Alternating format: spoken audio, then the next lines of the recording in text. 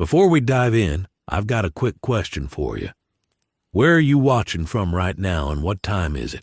Drop it in the comments. It's always wild seeing how far these stories travel. Now, imagine this. Lester Crest suddenly steps into the Red Dead Redemption 2 universe. What happens next? Let's find out. Lester Crest doesn't arrive in the Old West with a gun in his hand or a bounty on his head. He arrives with something far more dangerous. Time to think, eyes to observe, and a mind built for systems rather than shootouts. The world around him is loud, dirty, and violent, but Lester doesn't rush to react. He limps into existence like a ghost that hasn't decided where to haunt yet, lingering on the edges of towns where conversations travel faster than bullets.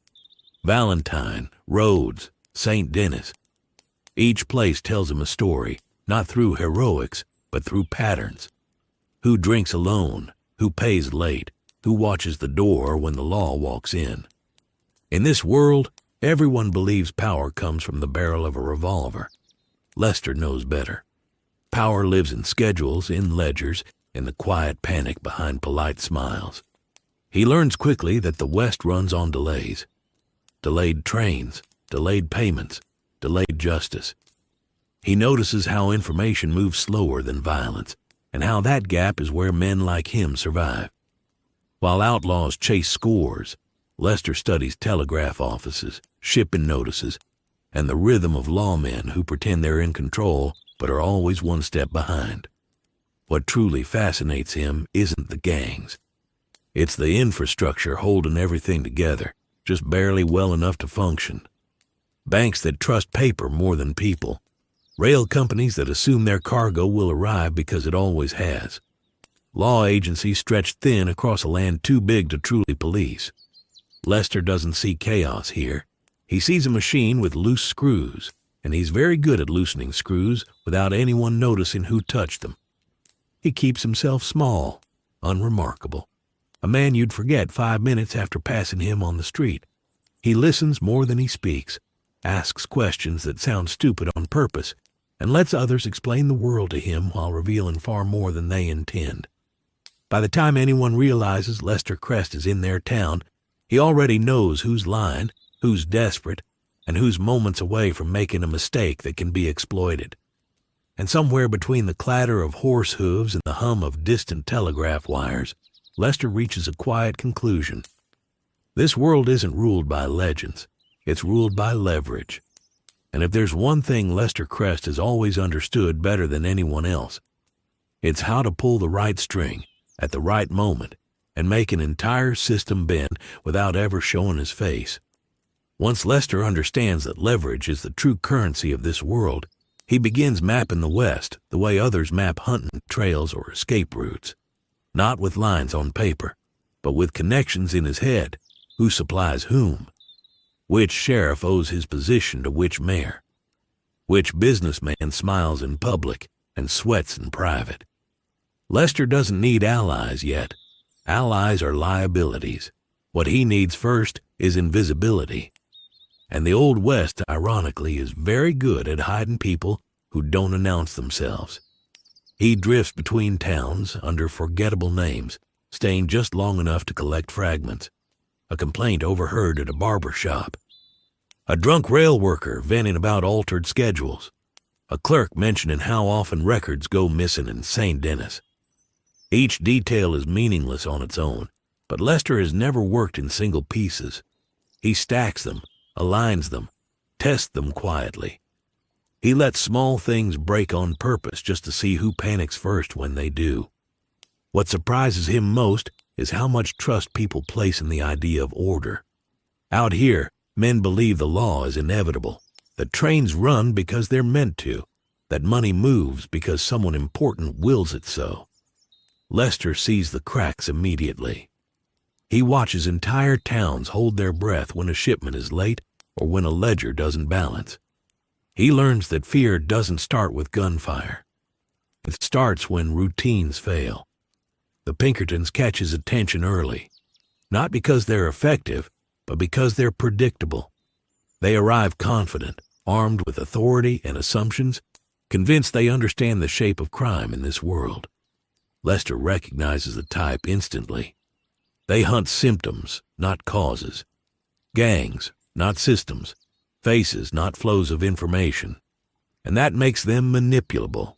Dangerous, yes, but also arrogant enough to be nudged in the wrong direction with the right whisper. By now, Lester has no intention of becoming a legend. Legends die. Legends get hunted. He's far more interested in becoming a rumor that never quite forms, a problem people feel before they can name it. He plants false certainties gently, like seeds. A delayed payment here, a misplaced file there. Nothing dramatic. Nothing that points back to him. Just enough disruption to make powerful men doubt their own control. At night, when towns quiet down and the lamps flicker low, Lester sits with his thoughts and calibrates. This world rewards brutality, but it collapses under precision.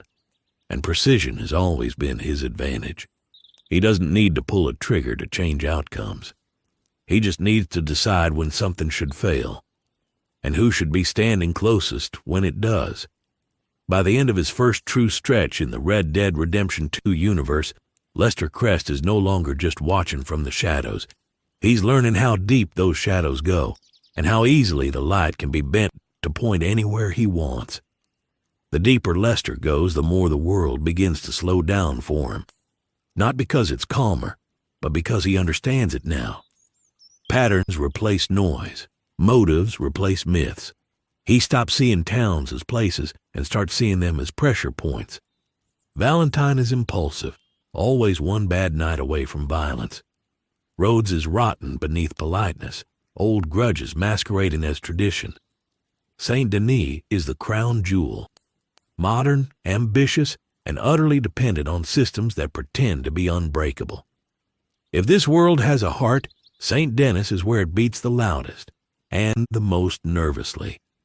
Lester gravitates there, not to take part, but to observe from a distance. He studies the way information bottlenecks in crowded cities, how rumors mutate faster than facts, how wealth concentrates power and paranoia in equal measure. He realizes something important. The Old West isn't dying because of progress. It's dying because progress is uneven. Half the world is moving forward, the other half is clinging to myths, and the tension between them is ripe for exploitation. He begins running quiet experiments. Nothing criminal enough to raise alarms, nothing clean enough to be accidental. A rail manifest altered by a single digit, a delivery rerouted through a less reliable path, a minor official receiving information just early enough to act on it and be wrong.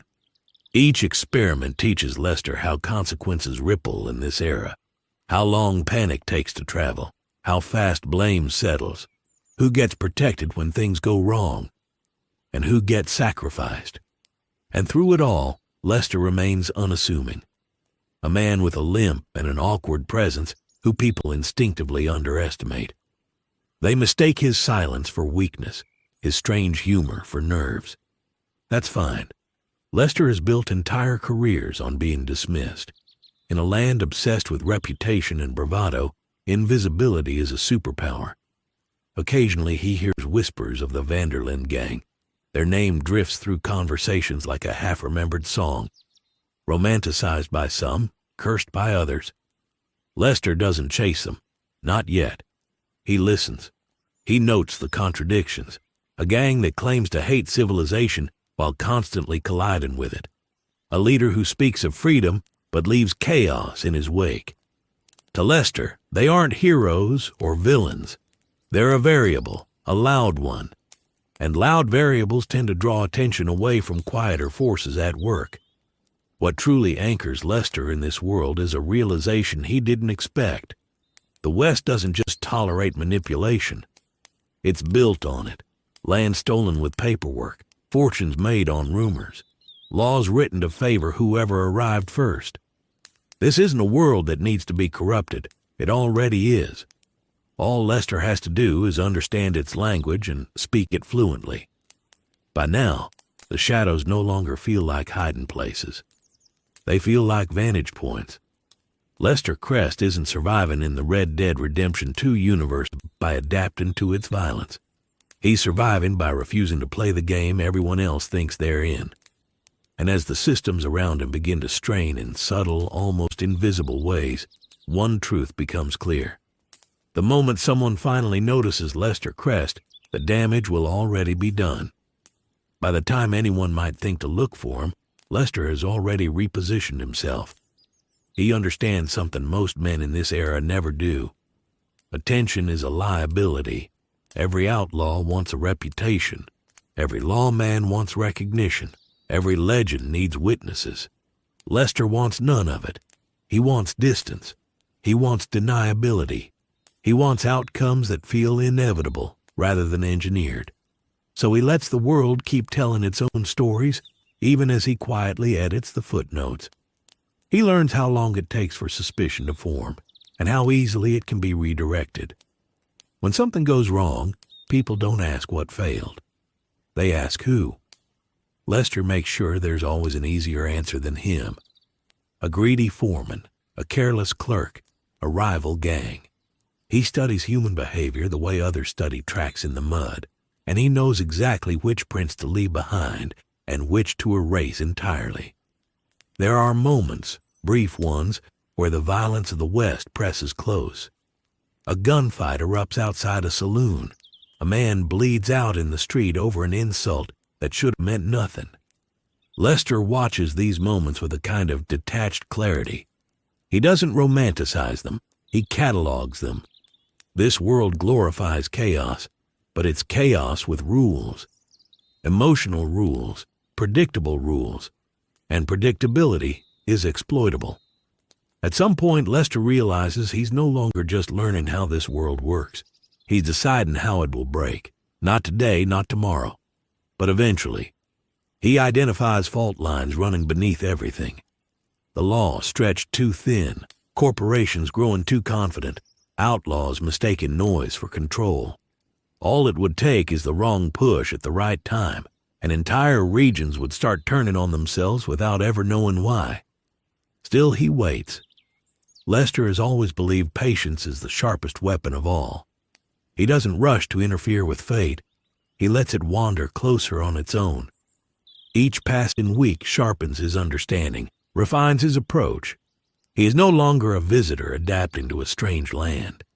He is a parasite who has learned how to live without killing the host too quickly. As the segment draws to a close, Lester Crest stands firmly where he prefers to be. Nowhere important, nowhere memorable, nowhere anyone would think to search. Yet beneath that unremarkable surface, the gears are already turning. Timelines are being adjusted, assumptions are being poisoned, futures are being rewritten before they ever arrive. This is only the beginning. Because in a world obsessed with guns, glory, and grand speeches, no one is watching the man who's quietly deciding how the story will end. Crime in the Wild West has always been loud. It announces itself with gunshots, galloping horses, shattered windows, and bodies left in the dirt as warnings. Lester Crest recognizes this immediately, and just as quickly he recognizes how inefficient it all is. Violence draws eyes, eyes draw questions, questions invite consequences. If this world has been built on chaos, then the smartest criminals aren't the ones firing first. They're the ones deciding where the chaos happens and who gets blamed when it does. Lester doesn't try to outgun the outlaws. He outgrows them. He starts by inserting himself into the invisible spaces between crime and profit, where no one bothers to look. Freight routes that change without notice. Supply orders written in pencil instead of ink. Paper trails that exist just long enough to be trusted before quietly collapsing. He understands that most theft in this era isn't protected by guards or guns, but by habit. Break the habit, and the theft happens on its own. Slowly, almost imperceptibly, money begins moving in strange ways. Shipments arrive lighter than they should. Payments are delayed just enough to force desperate decisions. Merchants accuse transport companies. Transport companies blame local contractors, and everyone is too busy arguing to notice the common thread. Lester doesn't steal outright. He redirects, he siphons. He lets greed and panic do the heavy lifting while he remains comfortably distant from the fallout. What makes his approach so dangerous is that it doesn't feel like crime. There are no masked men, no dramatic robberies, just paperwork that doesn't add up and schedules that never quite align. Entire operations collapse without anyone knowing where the blade came from. Gangs used to taken by force suddenly find their funds drying up, their suppliers unreliable, their contacts suspicious. They turn inward, convinced betrayal must be coming from within. Lester watches it all unfold with clinical fascination. This is crime evolved. Not the theft of goods, but the theft of certainty. When people can't trust their numbers, their routes, or their partners, they become predictable in new ways. They overreact, they rush, they make mistakes. And mistakes, Lester knows, are far more valuable than stolen gold. By the time whispers begin circulating about a curse on certain trade routes or bad luck following certain names, Lester has already moved on to the next layer. He is rewriting the rules of crime in a world that still believes crime wears a gun belt and rides at dawn. And the most dangerous part is this: no one knows they're playing a different game now.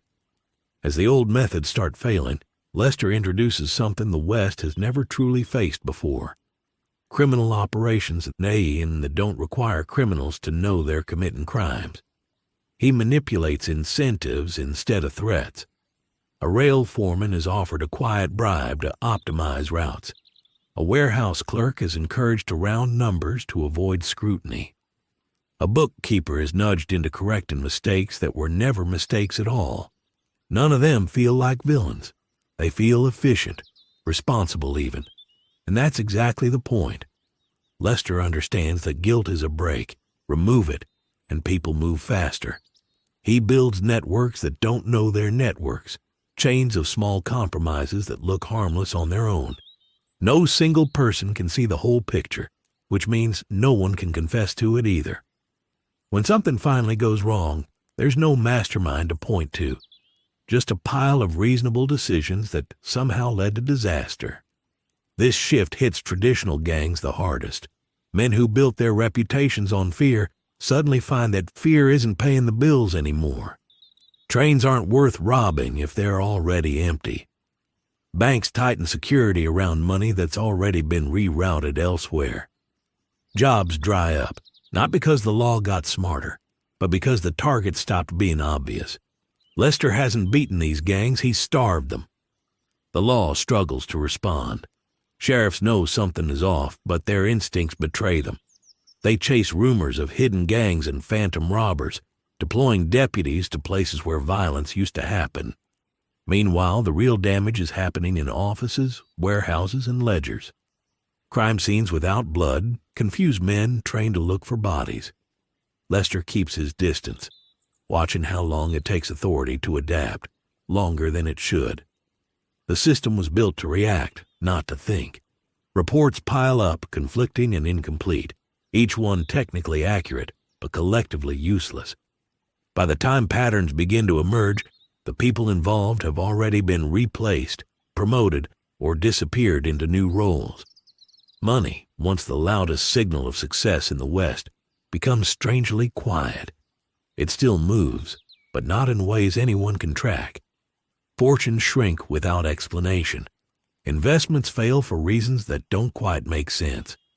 And through it all, Lester refines his craft, adjusting pressure, testing reactions, learning exactly how much disruption it takes to collapse an operation without attracting attention. This isn't theft as the West understands it. This is architecture. And Lester Crest is no longer reacting to the world around him. He's designing the failures it will soon have to survive. With each success, Lester grows bolder, not in scale but in sophistication. He begins layering his operations, allowing one disruption to mask another. A missing shipment distracts from a forged deed. A payroll error pulls attention away from a land transfer that shouldn't exist. Everything overlaps just enough to confuse timelines and motives. Investigators chase yesterday's problem, while today's damage goes unnoticed. By the time they catch up, the trail has gone cold. Not because it was erased, but because it never looked suspicious in the first place. What truly separates Lester from the criminals of this era is restraint. He never takes more than necessary. Excess draws attention. He treats profit as proof of concept, not an end goal. Each successful manipulation reinforces a larger understanding of how fragile this world really is. He learns how much pressure a town can absorb before it turns inward, how long businesses can bleed before they lash out, how quickly trust collapses when even small routines fail. In some places, his influence creates unintended legends. Locals speak of bad ground, where businesses never last, or stretches of rail cursed by misfortune. Lester allows these stories to grow. Superstition is a shield. It gives people an explanation that doesn't involve questioning systems they rely on. Fear of the unknown is easier to accept than the idea that everything they trust can be quietly rewritten. Meanwhile, violence spikes in the wrong places. Desperate gangs turn on rivals who have nothing to do with their losses. Informants are killed for information that was never real. The West eats itself, and no one notices the man nudging it toward the cliff. Lester doesn't celebrate this. He observes it. Violence is just another data point, another consequence of poorly understood pressure. He also begins to notice how certain names keep surfacing when things unravel. Large landowners, railroad executives, political figures hiding behind distance and money. These aren't men accustomed to consequences. They expect the chaos of the frontier to spare them. Lester realizes that his methods don't just undermine crime. They undermine privilege, and that makes them far more dangerous. Carefully, he adjusts his focus, not to expose these figures outright, but to make them uncomfortable, to force them into mistakes. Panic among the powerful is contagious, and when they scramble to protect themselves, they leave trails no outlaw ever could. Bribes multiply, orders contradict each other, entire institutions begin working at cross purposes. By now, the Wild West is changing in ways no one can articulate. Crime hasn't disappeared, it's mutated. The old rules don't apply anymore, and the new ones are invisible. And somewhere beneath it all, Lester Crest continues refining his quiet revolution. Not with bullets or bloodshed, but with patience, precision, and a deep understanding that the most effective crime is the kind no one knows how to fight. With each success, Lester grows bolder, not in scale, but in sophistication. He begins layering his operations, allowing one disruption to mask another. A missing shipment distracts from a forged deed. A payroll error pulls attention away from a land transfer that shouldn't exist. Everything overlaps just enough to confuse timelines and motives. Investigators chase yesterday's problem while today's damage goes unnoticed. By the time they catch up, the trail has gone cold. Not because it was erased, but because it never looked suspicious in the first place. What truly separates Lester from the criminals of this era is restraint. He never takes more than necessary. Excess draws attention. He treats profit as proof of concept, not an end goal. Each successful manipulation reinforces a larger understanding of how fragile this world really is. He learns how much pressure a town can absorb before it turns inward, how long businesses can bleed before they lash out, how quickly trust collapses when even small routines fail. In some places, his influence creates unintended legends. Locals speak of bad ground, where businesses never last, or stretches of rail cursed by misfortune. Lester allows these stories to grow.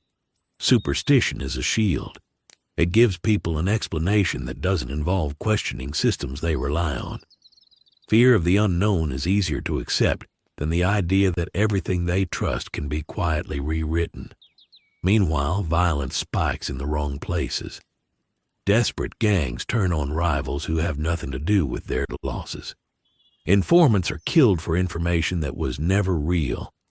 The West eats itself, and no one notices the man nudging it toward the cliff. Lester doesn't celebrate this. He observes it.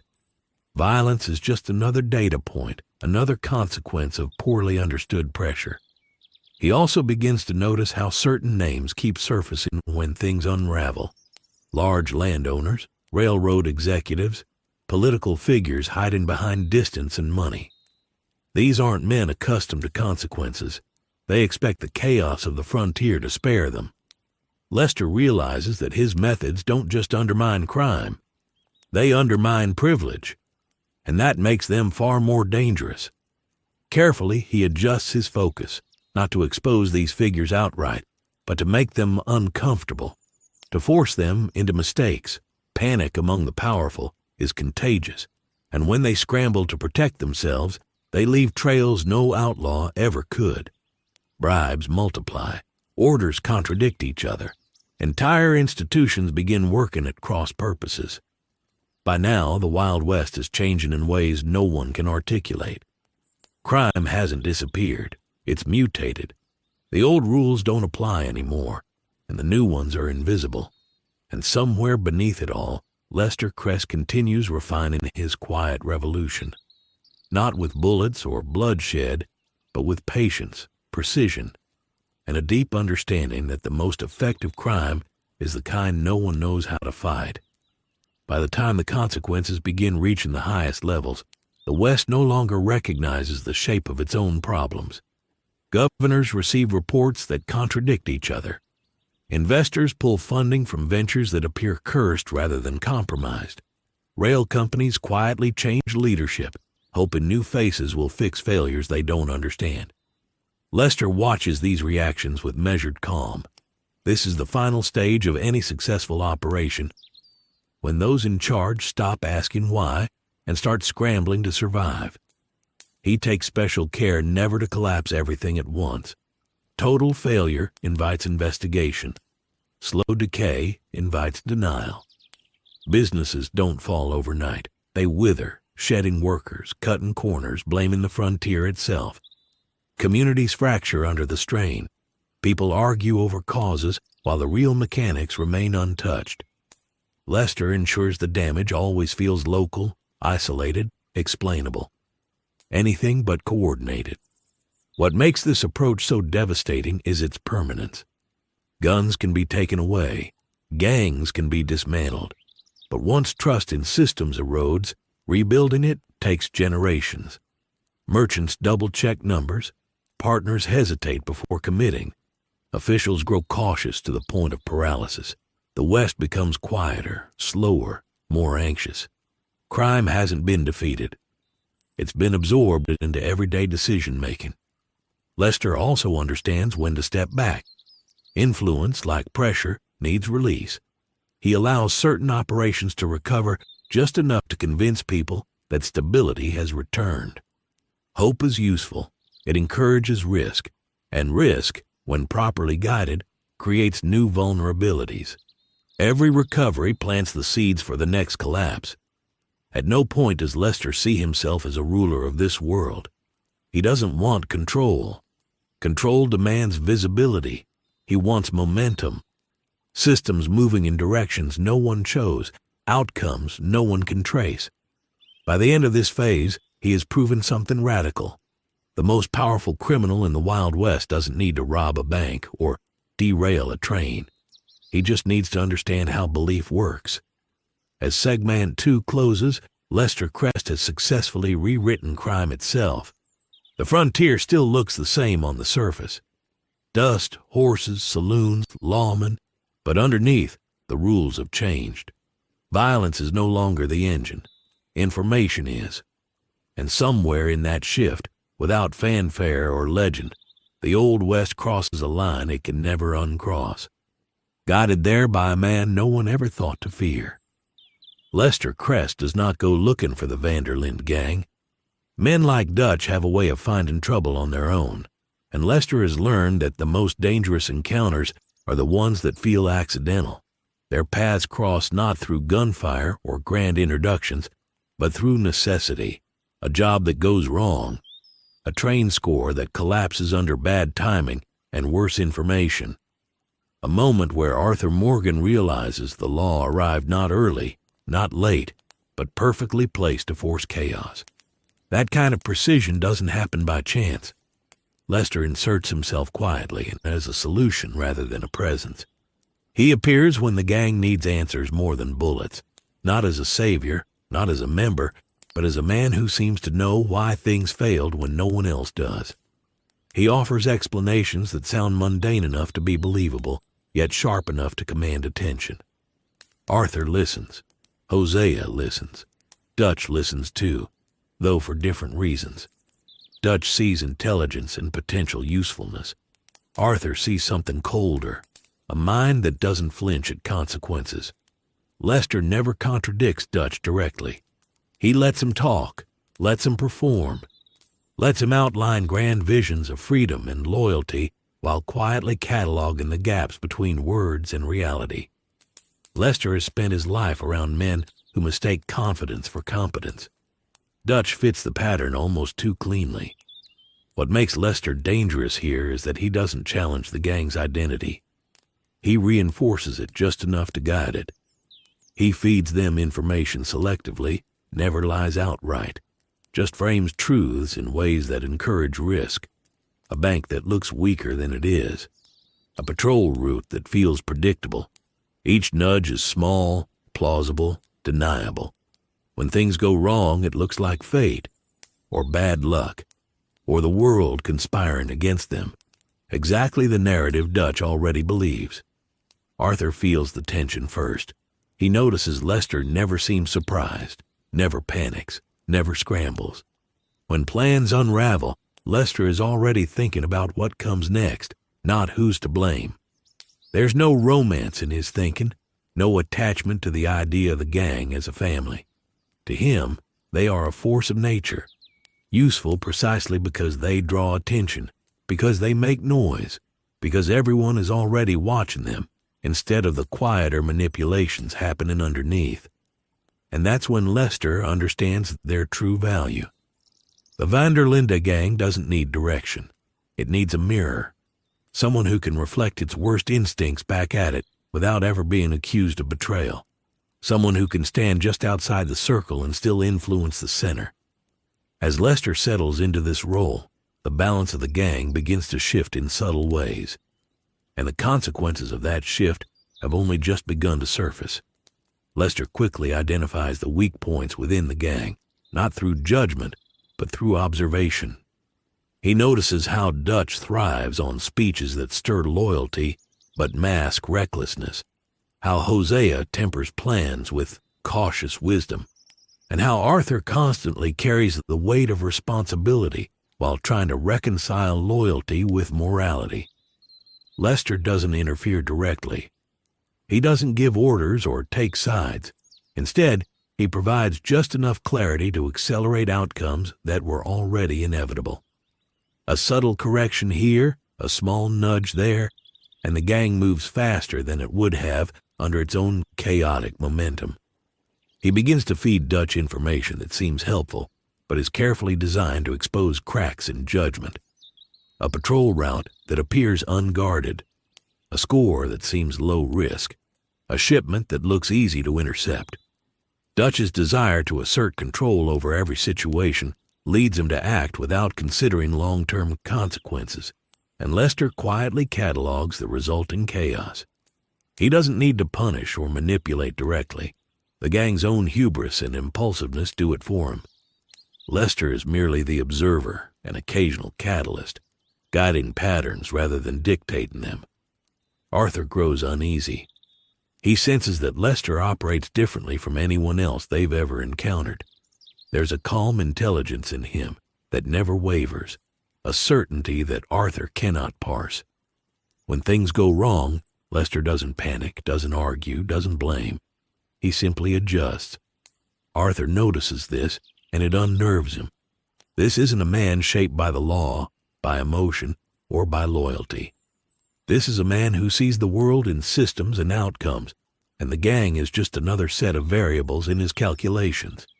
The gang, for its part, is simultaneously drawn to and wary of Lester. They feel his usefulness, especially when plans go awry, but they also sense a subtle power imbalance.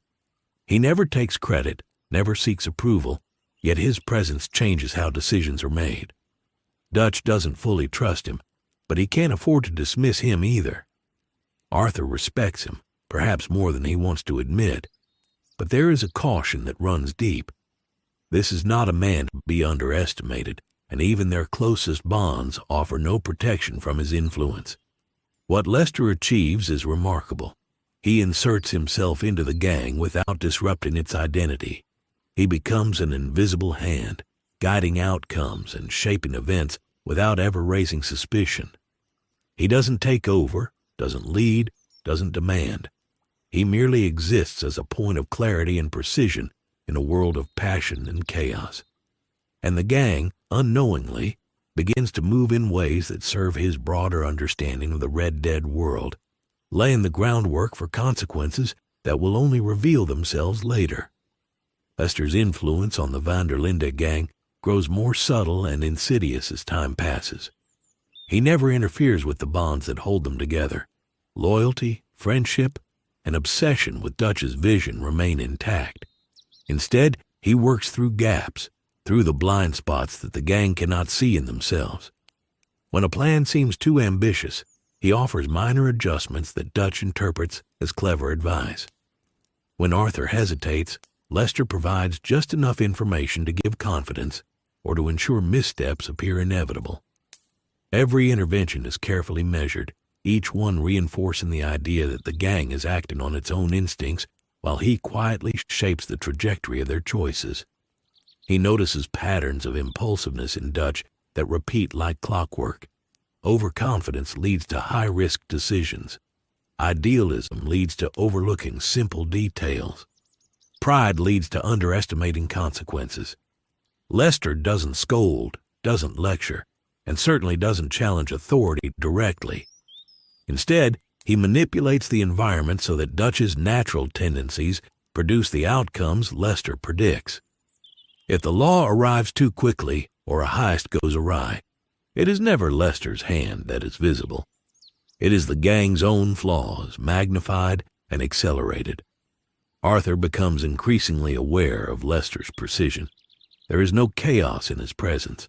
Every word is intentional, every gesture calculated. It unnerves Arthur because it makes him confront a truth he has long avoided. Not every outcome in the world is random. Some events are designed, some mistakes are orchestrated. Lester, in his quiet way, is teaching Arthur to see the invisible threads of causality that run beneath every action and reaction in this brutal world. It is not a lesson in morality or loyalty. It is a lesson in survival and foresight. The gang begins to rely on him, often without realizing it. Lester knows when to offer guidance and when to retreat into silence, letting the members rely on their own instincts and in this reinforcing his subtle control. Hosea, ever the cautious voice, notices Lester's intelligence but can't fully grasp the depth of his foresight. Dutch, blinded by his vision, senses utility but not manipulation. And Arthur, sensitive to patterns and consequences, begins to see a world through Lester's perspective, though he does not yet understand the full scope of it. Lester's genius lies in his restraint. He doesn't need to prove himself to the gang. He doesn't need to lead, to fight, or to take credit. He simply needs to exist at the intersections of decision, action, and consequence. He nudges the gang into outcomes that serve his broader understanding of the West's underlying systems without ever appearing coercive. Plans succeed or fail, mistakes multiply, alliances fracture, and lawmen scramble, all orchestrated to reveal weaknesses in a way that seems natural. The gang operates under the illusion of autonomy, but each decision has, in some measure, been influenced by Lester's quiet hand. By the close of this portion of their story, Lester has cemented his role, the invisible strategist, the quiet mirror to their impulses, the catalyst for both triumphs and failures. The Linde Gang continues to live loudly, visibly, recklessly, but now every action resonates through an unseen layer of planning, analysis, and manipulation that only Lester comprehends. He's not their friend nor their enemy, nor even a part of their world in the traditional sense. He is the subtle force bending their chaos toward outcomes that serve his understanding of power, patience, and the unseen architecture of the Red Dead world. Every choice they make moves the story forward, but in ways they cannot yet realize. Lester has already anticipated the path they will take and the consequences that will follow. As Lester settles into his role around the Linde Gang, he begins to appreciate the delicate balance between influence and invisibility. He does not seek admiration, and he does not seek allegiance. The gang's loyalty, their chaos, and their mistakes become tools, not relationships. Each member is a variable in an equation only he can solve. Dutch's speeches, full of vision and reckless ambition, serve as distractions that keep the gang moving, while Lester quietly traces the pathways that their actions carve through towns, railways, and law enforcement networks. Where others see luck or misfortune, Lester sees cause and effect, a meticulously interwoven sequence of events waiting for the smallest nudge to tip into outcome. He subtly manipulates the gang's operations so that small failures lead to larger insights they believe they've discovered on their own. A poorly guarded payroll becomes a lesson in vigilance.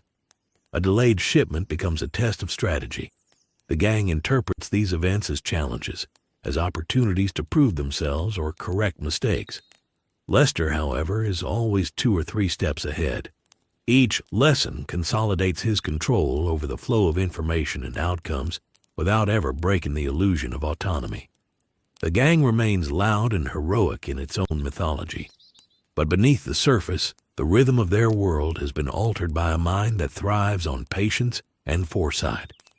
Arthur, ever the observer, begins to sense the subtle patterns. He notices how events unfold with a precision that feels unnatural, as if someone is quietly orchestrating results that should have been unpredictable. He cannot yet see the architect, but he feels the effect. Lester's presence becomes a paradox.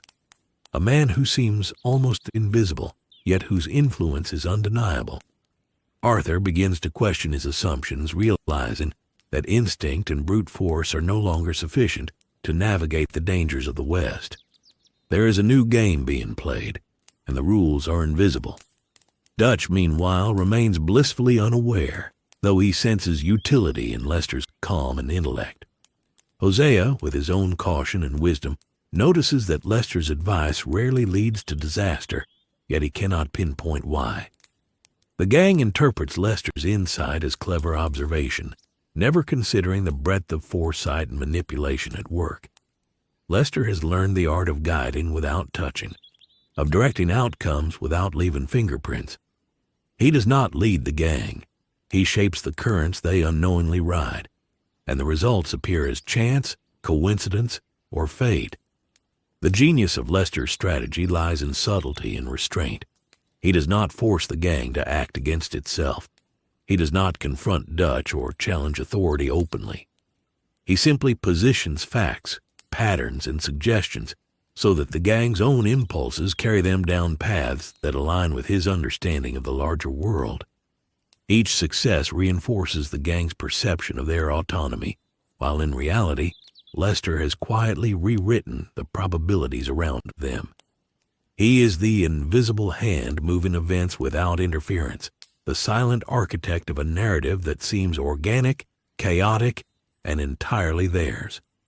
By the end of this segment, Lester Crest has firmly established his role as the quiet strategist of the Red Dead world. The Linde Gang continues its loud, reckless existence, but beneath the surface, every action is influenced by his careful calculations. He does not seek recognition, nor does he crave power over them in a conventional sense. He is patient, observant, and precise, guiding events from the shadows. Every decision they make, every risk they take, is a thread that Lester has anticipated, a ripple he has measured, and a consequence he has already accounted for. The gang operates under the illusion of freedom, yet they are unwitting participants in a larger scheme orchestrated by a man whose genius lies not in force, but in foresight. Lester Crest is no longer just a visitor in their world. He is the quiet force shaping it, a presence so subtle that when the consequences of his influence fully manifest, it will seem as though the West itself has shifted, leaving men to wonder whether they were ever truly in control at all.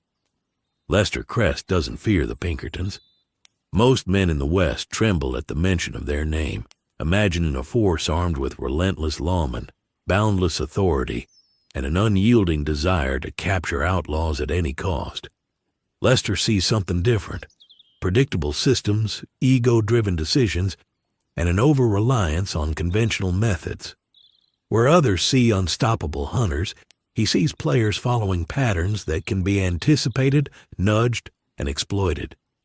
The Pinkertons operate on rules, and rules are always manipulable. He knows that the fastest way to outplay them isn't through confrontation or threats, but by understanding how they process information and using their own assumptions against them. He begins by mapping their operations with the same precision he brought to rail lines and gang activity. He watches how agents communicate, how reports are filed, how instruction cascade down the chain of command. Every telegraph, every ledger entry, every patrolling officer becomes a data point. Lester observes the arrogance in their methods. The way they assume criminals are predictable because they themselves are methodical. It's this very arrogance that becomes his advantage.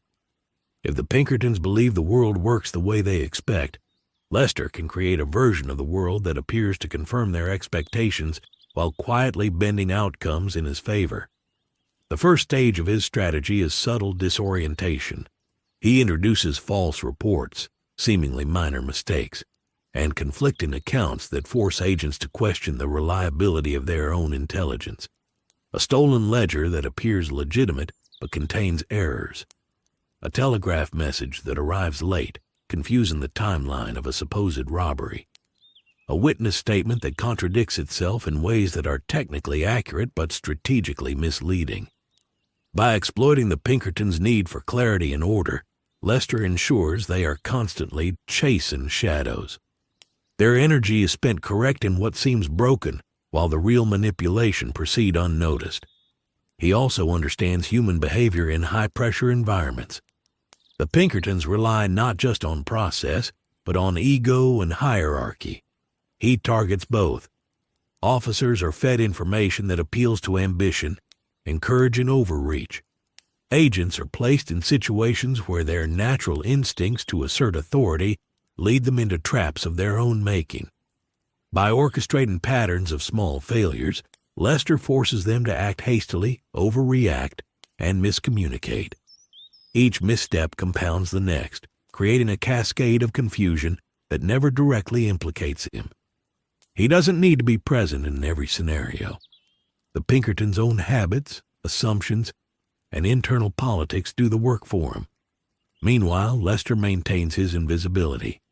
He is never on the front lines. He never draws attention. While outlaws and lawmen alike are distracted by visible chaos, he is several moves ahead, predicting not only the immediate consequences of action, but the secondary and tertiary effects. When the Pinkertons deploy a squad to intercept a train, he has already ensured the shipment they seek has taken a subtly altered route. When they stake out a town expecting to catch a gang, he has orchestrated distractions elsewhere, ensuring no one is where the agents anticipate.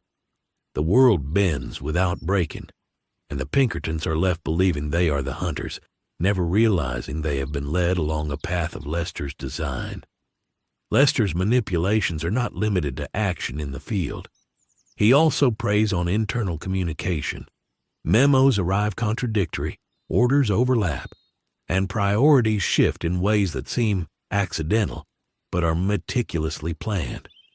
The Pinkertons, used to certainty, begin to doubt their own judgment. They assign blame internally, punish subordinates for decisions that were framed to appear incorrect, and scramble to maintain control.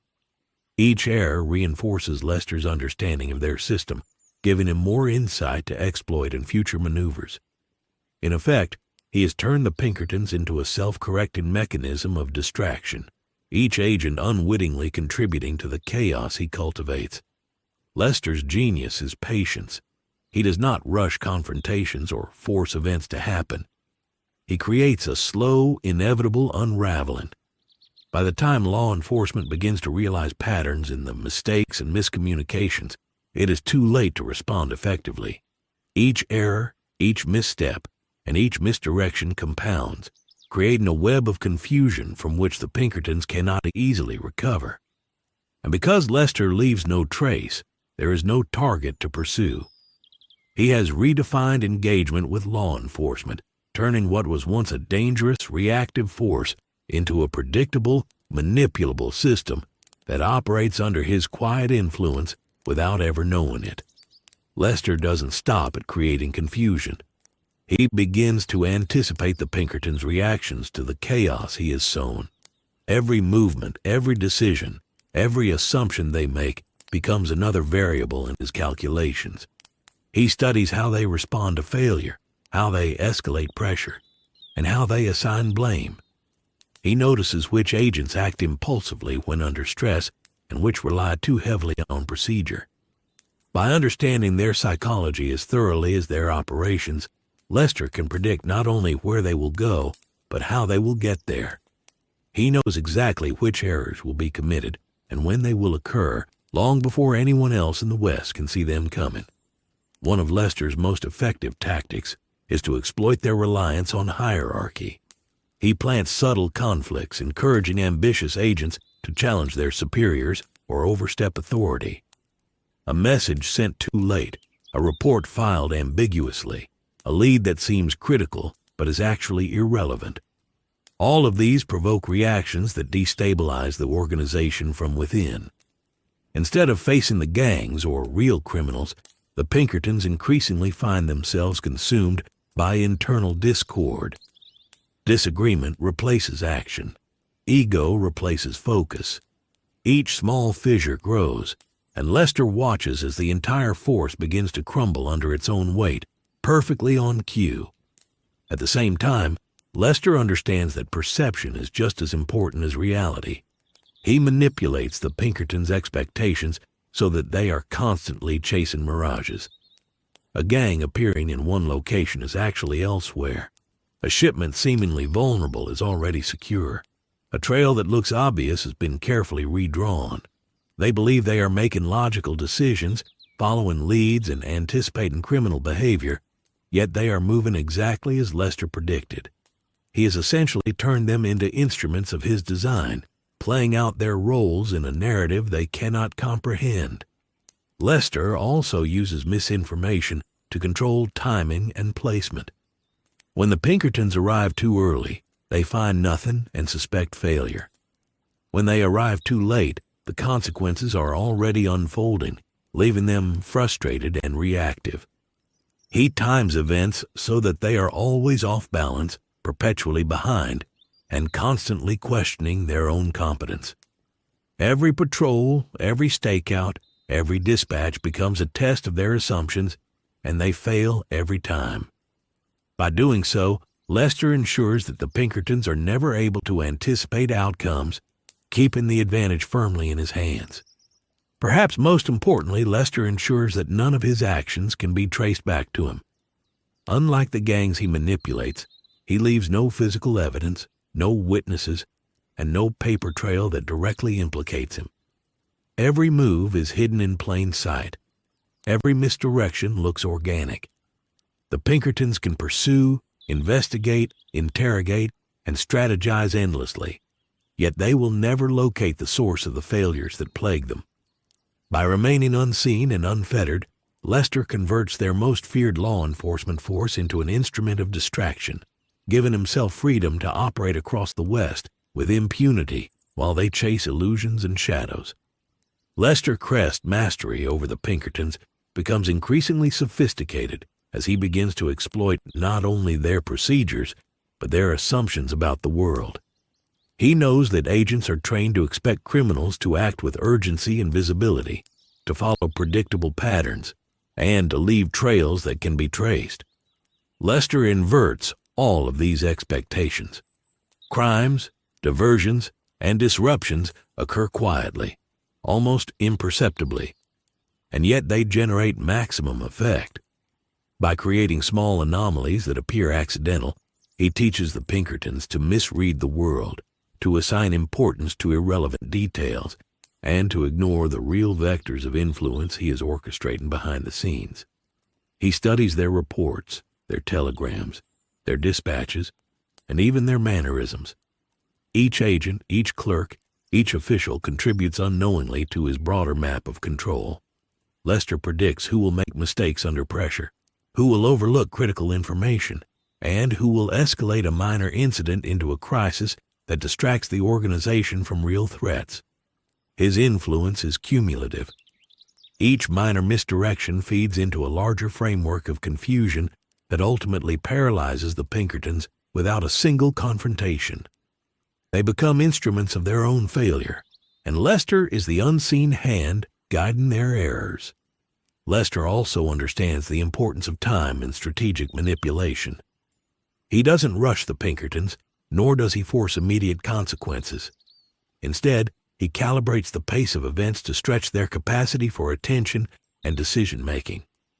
A delayed telegraph here, a misfiled ledger there, a false tip about a gang's location, all contribute to a slow burn of frustration and inefficiency.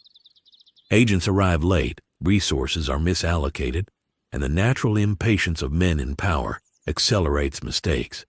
Every delayed reaction and overcorrection strengthens Lester's position while keeping his presence hidden. At the same time, Lester manipulates perception beyond the Pinkertons themselves. Local officials, shopkeepers, rail workers, and townsfolk are subtly guided into behaviors that reinforce the illusion of control by law enforcement while masking the true orchestration behind events. Reports appear legitimate, actions seem logical, and missteps look like the result of circumstance or incompetence rather than careful design. By managing both the systems and the perception of those systems, Lester ensures that the Pinkertons are not only ineffective, but convinced that any failures they encounter are unpreventable anomalies, rather than the result of deliberate interference. Even when agents attempt to coordinate, Lester's prior manipulations ensure that the coordination fails. Conflicting priorities, miscommunications, and competing interpretations of events result in duplicated efforts, wasted resources, and unnecessary risks. He nudges these failures with surgical precision, ensuring that agents are never completely aware of their errors until it is too late to correct them. The Pinkertons become a force moving in predictable chaos, trapped by their own assumptions, their own rules, and their own arrogance, while Lester moves freely around them, exploiting weaknesses, redirecting attention, and orchestrating events with almost artistic subtlety. By this point, Lester has transformed the Pinkertons from a feared, powerful law enforcement machine into a predictable and manipulable system. He has done this without confrontation, without violence, and without ever revealing himself. Their greatest strength, their methodical pursuit of criminals, becomes their greatest weakness when it is manipulated expertly. Every movement they make, every decision they believe is rational, is anticipated and guided by Lester. He has created a world in which the Pinkertons chase ghosts and shadows, leaving him free to operate with complete autonomy. The chaos they once tried to impose on the West is now a resource he controls, and through it, Lester demonstrates that the most formidable opponents can be outplayed not with force, but with patience, intellect, and a mastery of human and systemic behavior that no gun or badge can counter. By now, Lester Crest has achieved something extraordinary. He has rendered the Pinkertons almost irrelevant without firing a single shot. The agents continue to pursue leads, stake out towns, and chase rumors, but their actions no longer drive outcomes. They react to them. Every failed interception, every botched investigation, every misallocated squad is a reflection of Lester's careful orchestration rather than his presence. He has transformed what was once the most feared law enforcement agency in the West into an instrument of distraction, a tool that consumes its own energy while the real work unfolds elsewhere. Their confidence erodes slowly, imperceptibly, until even the boldest officers begin doubting their judgment, questioning their intelligence, and hesitating where hesitation could be fatal. Lester's approach relies not on brute force, but on anticipation and manipulation of human nature. He knows which agents overreact to threats, which rely too heavily on procedure, and which are easily misled by appearances. Each of these tendencies is exploited with precision. A shipment appears vulnerable, an escort seems predictable, a gang looks like it will strike in one town when it is actually moving elsewhere. By feeding these assumptions, Lester turns their own instincts against them. The Pinkertons are convinced they are making rational decisions, yet each choice has been subtly guided to serve his broader design. It is a game of chess in which they believe they are playing checkers. At the same time, Lester understands the importance of leaving no evidence. Every misdirection is self-contained, every failure appears natural, and every deviation from expectation has plausible deniability. When an agent questions a lead, the explanation seems reasonable, yet it conceals the orchestration beneath. No reports point to him, no witnesses can identify him. Even the Linde Gang, which operates under his influence in other ways, sees only part of the picture. To every observer, the chaos appears organic, the errors inevitable, the outcomes random. But in truth, every ripple, every failure, and every perceived accident is part of a carefully constructed sequence that Lester has designed to unfold over time. He also manipulates the broader environment to reinforce the illusion of unpredictability. Rail companies, merchants, town officials, and even minor outlaws are positioned so that their actions support the narrative of random misfortune and chaos. When a train is delayed, a foreman blames a miscounted manifest. When a shipment is intercepted, the local constable believes the gang moved faster than expected. These peripheral influences amplify the Pinkertons' confusion without requiring Lester to intervene directly. His influence radiates through the system, touching every element, yet remaining invisible. What is remarkable is how easily the Pinkertons themselves become agents of their own failure. They double-check leads that have already been misdirected, argue over conflicting priorities, and punish subordinates for mistakes that were designed to happen. Their hierarchy, intended to enforce discipline, amplifies confusion, creating a feedback loop in which their energy is spent perpetuating errors. Lester's patience and precision allow him to orchestrate a cascade of consequences that ripple far beyond any single town, train, or heist. The West itself seems to bend according to a logic that no one but Lester comprehends.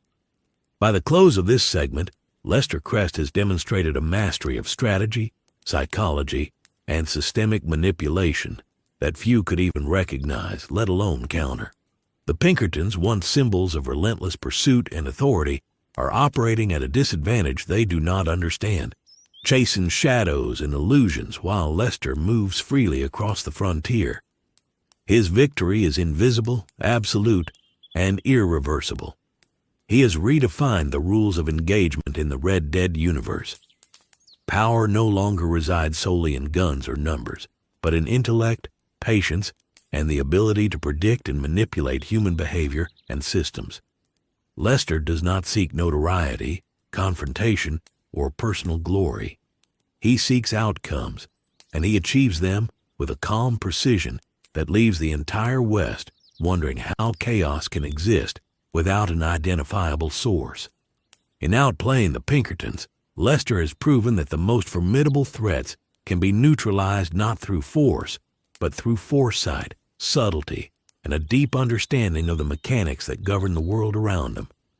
Every action, every consequence, every misstep has been anticipated, and in this silent triumph, Lester Crest solidifies his place as one of the most cunning minds ever to walk the Wild West, a man whose influence shapes events without ever demanding recognition, yet leaves the echoes of his strategy felt in every failure and every miscalculation around him. Before we dive in, I've got a quick question for you. Where are you watching from right now, and what time is it? Drop it in the comments. It's always wild seeing how far these stories travel. Now, imagine this. Lester Crest. After weeks of quietly reshaping the rules of the Red Dead world, after subtly guiding the Linde Gang, after outmaneuvering the Pinkertons at every turn, begins to consider his exit. Not a dramatic confrontation, not a showdown in the middle of a town square. No, Lester understands that the most powerful departures are the ones that leave no footprints, the ones that leave everyone wondering how it was possible that he was ever there at all. The idea of leaving isn't born out of fear or exhaustion. Lester doesn't tire easily, and the danger of the West has never intimidated him. He leaves because every system he has touched, every chain of events he has nudged, is now functioning according to his design. The Linde Gang is moving in ways that serve his subtle influence. The Pinkertons are chasing ghosts, and towns, railways, and merchants are unknowingly dancing to the rhythm he composed. His work doesn't require his presence anymore. It only requires absence, a carefully timed withdrawal that ensures his influence continues without a trace of his own involvement. Planning the exit is an exercise in the same patience and precision that has defined his time in the West. He begins by quietly unwinding the threads that could lead back to him. Supply lines he touched are redirected through layers of intermediaries. False leads planted with the Pinkertons are left to age, allowing confusion to ossify into permanent uncertainty. Correspondences, documents, and minor witnesses are adjusted or removed in ways that appear natural, leaving no hint of orchestration. To the world, it looks like Lester simply faded into obscurity, but in truth, he is meticulously orchestrating the legacy of his absence. Every step is calculated so that the systems he manipulated continue functioning, for better or worse, as if guided by invisible hands. He spends his final days observing the West as he always has. From the shadows, from vantage points that allow him to see the ripple effects of his previous interventions. He watches as the Linde Gang interprets chaos as fate, as the Pinkertons double-check and question themselves, as towns adjust to minor disruptions he has long since caused. All of it moves in a pattern only he fully comprehends, a silent testament to his ability to influence events without anyone ever knowing his name. Lester's exit is not about vanishing. It is about ensuring the world continues to function according to a logic that only he has set into motion, leaving every player believing they are still in control, even as he quietly removes himself from the stage. As Lester prepares to make his departure, he does so with the same calculated subtlety that has defined every move he's made in the Red Dead world. There are no grand gestures, no dramatic confrontations. He doesn't leave notes, warnings, or farewells. The people around him, from the gang to the lawmen, continue living their lives believing that the events unfolding are the natural chaos of the West. He understands that a true exit leaves no one prepared, no one capable of fully tracing what occurred, and no one able to fill the void with explanations that make sense. His influence must linger, but he must not. It is a delicate balance. The world must still feel his touch without him ever being visible. Lester begins by withdrawing in layers, quietly reducing interactions with the Linde Gang. He no longer offers advice or subtle guidance in their plans, allowing their momentum to carry them forward while keeping just enough influence in place to ensure outcomes continue to align with his overarching design.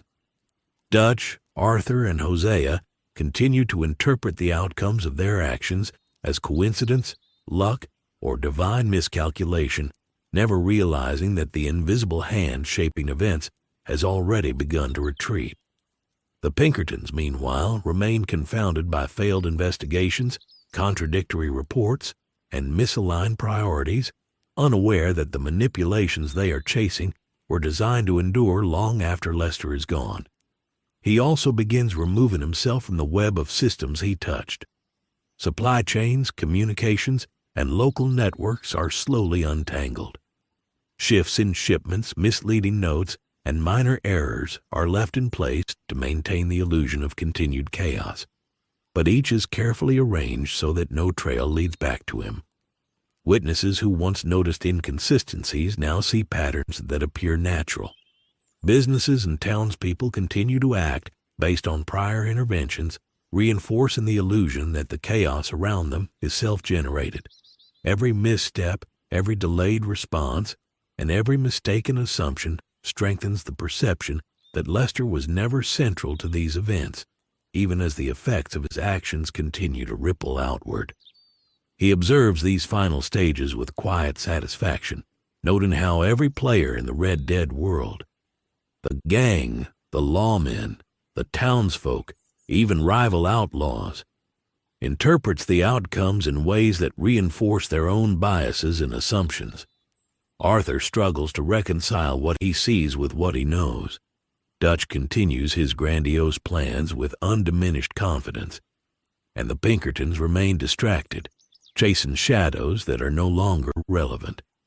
Lester's genius is that he leaves the West functioning in a state of perpetual tension, where chaos and order coexist in a way that benefits him even in his absence. His exit is not the end of influence, but the culmination of it, a final act of strategic artistry that ensures the world continues to move according to his design without him ever needing to intervene again. Lester's final phase of departure is about timing and perception. He knows that a hasty exit would draw attention, and any visible disappearance could spark investigation. Instead, he allows himself to become part of the background, a man who simply was always there and then slowly is not. He frequents the same saloons, observes the same rail yards, and walks the same streets he has always studied, all while reducing interactions to a bare minimum. Each day he fades a little more from notice, letting routines continue without him while still subtly nudging outcomes with the smallest possible gestures. A delayed message here, a misplaced ledger there, a quiet suggestion to someone he never meets again. By the time anyone notices he is gone, his absence feels like a natural gap in the world, not the removal of a force that has quietly shaped everything around it. The Linde Gang is the hardest to leave behind because they are the closest approximation of chaos he has ever studied in motion. He watches them with a detached interest, allowing their mistakes, their triumphs, and their hubris to unfold in ways that reinforce the lessons he has instilled. Dutch interprets victories as cleverness and failures as misfortune, never suspecting the invisible calculus guiding outcomes from behind the scenes. Arthur, perceptive but constrained by loyalty and morality, senses an undercurrent he cannot quite name. Lester does not clarify. He lets the uncertainty do the work. Each member continues to act in ways that appear autonomous while simultaneously moving along paths Lester has already mapped. His exit depends on leaving this momentum intact. A perfectly balanced system that no one realizes is missing its central strategist. Even the Pinkertons, the supposed omnipresent hunters of outlaws, continue to stumble through the consequences of his prior manipulations. Investigations remain misdirected, reports continue to conflict, and priorities constantly shift in ways that make sense only to someone who has mastered the mechanics of the entire system. Lester has ensured that every action they take is subtly influenced by patterns he planted long before his withdrawal. They are caught in a cycle of their own making, perpetually a step behind, and entirely unaware that the hand guiding their errors has already vanished. By the time they recognize any systemic problem, there is no trace of him, no evidence to follow, no individual to confront. He has rendered the most feared agents of law in the West ineffective without ever firing a shot. As he makes his final moves, Lester also considers the long-term implications of his departure. Chaos, after all, is a living entity in the Wild West. Left unchecked, it evolves, adapts, and spreads. Lester ensures that the structures, misdirections, and lessons he has embedded will continue to interact in ways that maintain instability, pressure and uncertainty. The very forces that allow him to operate without exposure. Towns remain slightly off balance, rail shipments continue to experience inexplicable delays, gangs act with reckless confidence, and the Pinkertons chase illusions. The world functions according to a logic only he has fully understood, and it will continue to do so long after he has disappeared from sight. Lester's final hours in the Red Dead world are marked by observation and patience rather than action. He watches trains depart on schedules subtly altered to cause maximum confusion, witnesses the Linde Gang acting on instincts he has long guided, and notes the Pinkertons reacting to information he has left in place to mislead them for weeks to come. He leaves no confrontations, no farewells, and no explanations. He does not want fame, notoriety, or loyalty. He wants outcomes, and his genius lies in the fact that he can engineer them without the world ever realizing it. In the West, where chaos is celebrated and order feared, Lester Crest has mastered the art of the invisible exit, a disappearance so quiet, so meticulously planned that when the effects of his presence linger, no one can trace them back, and no one knows that the man who shaped it all is already gone.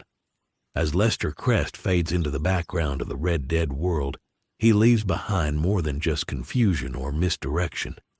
He leaves a legacy of subtle mastery. The Linde Gang continues to charge forward, fueled by loyalty, bravado, and the occasional stroke of luck, never realizing that the patterns that they follow were carefully orchestrated to test, challenge, and expose them. Dutch continues to dream big, making grand speeches and acting on impulse. Arthur tries to reconcile instinct with morality, and Hosea quietly mediates where he can, all moving in ways that seem natural yet are influenced by a strategist no one ever saw. Each triumph and failure reinforces lessons Lester has embedded without a single person ever suspecting his hand. The Pinkertons, meanwhile, remain trapped in a maze of their own making. Conflicting reports, misaligned priorities, and delayed leads ensure that they continue to chase shadows long after Lester has withdrawn. Their frustration grows, their assumptions falter, and their sense of control weakens, all without understanding the true source of the chaos. Lester has taken an agency known for precision, relentlessness, and fearlessness, and rendered it ineffective, not through violence, but through patience, observation, and meticulous manipulation. By the time anyone suspects a pattern, it is far too late. The man who engineered it is already gone, leaving only the ripple effects of his genius in motion. The beauty of his departure lies in its perfection, invisible, silent, and absolute. He does not need a final confrontation to prove his dominance. There is no last-minute twist, no dramatic gunfight, no speech that etches his name into history. Instead, he achieves something far more profound. He alters outcomes on a scale that ensures his influence continues long after he is gone, yet no one can ever prove it. Towns, railways, gangs, and lawmen all continue in motion, seemingly autonomous, yet every step carries the echo of Lester Crest's careful design. The West remains wild, dangerous, and unpredictable, but beneath its surface, a quiet architect has shaped its path, leaving chaos that feels organic, but is in reality meticulously engineered. As he rides away from towns, he is reshaped, from rail lines he is rerouted, and from the chaos he has manipulated, Lester Crest vanishes as quietly as he arrived. The world moves on, unaware, yet irrevocably changed. The Linde Gang continues to chase dreams and confront danger. The Pinkertons continue to stumble through misdirection, and the townsfolk adjust to a rhythm of events they cannot fully explain. All of it is part of the legacy of a man who never sought recognition, yet whose intellect and foresight left an indelible mark on the Red Dead universe. Lester Crest has shown that true power is not measured by bullets or bounties, but by understanding, anticipation, and the ability to move unseen while shaping the world in ways no one else can comprehend. And so, as the dust settles and the horizon stretches wide over the untamed frontier, we are left to wonder, what if the most dangerous force in the Wild West was never a gun, never a gang, never a lawman, but a mind operating in the shadows, rewriting the rules of the game without anyone seeing it happen? Lester Crest came, he influenced, and he left. And the West will never be the same. Thank you for joining us on this journey into the Red Dead universe. If you enjoyed seeing Lester's invisible hand shape the chaos of the frontier, make sure to like, comment, and subscribe for more what-if adventures across worlds. Until next time, keep imagining the impossible and asking, what if?